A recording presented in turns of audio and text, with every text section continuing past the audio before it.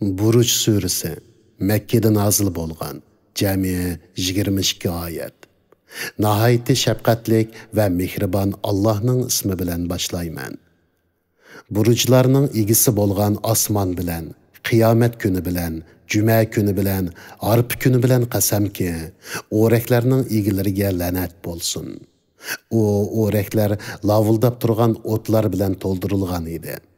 Ayni vaqtda ular o'raklar ustida o'ltirib, o'zlarining mo'minlarga qilayotgan ishlarini ko'rib turibdi. Ular mo'minlarni faqat g'olib, madiyaga loyiq Allohga iymon etganliklari uchunla yomon ko'rdi. Osmonlarning va zaminning podshohligi Allohga xosdir. Alloh hamma narsani ko'rib turg'uchidir.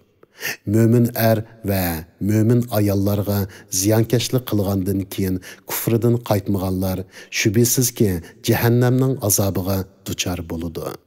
Ularga o't bilan azob qilinadi. İman etgan va yaxshi amallarni qilganlar shubhisizki ostidan o'stanglar eqib turadigan jannatlarga sazovar bo'ladi. Bu cho'ng baxtdir.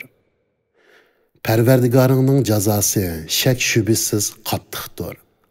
Allah xaloyiqni haqiqatan yo'qdan bor qiladi. Ya'ni o'lgandan keyin ularni tirildiradi. Allah mo'min bandalarning gunohini mag'firat qilg'uchidir. Ularni do'st tutquchidir. Arshning egisidir, nihoyatda ulug'dir. Xolg'inni qilg'uchidir. Ey Muhammad, sen lashkarlarning Firavun va Samudning qissasidan xabar topdingmi? Quraysh mushriklari ashu kofirlarga nozil bo'lgan azobdan ibrat olmay davomliq inkor qilishyapti. Allah kofirlarning atrofini qo'rshab turg'uchidir.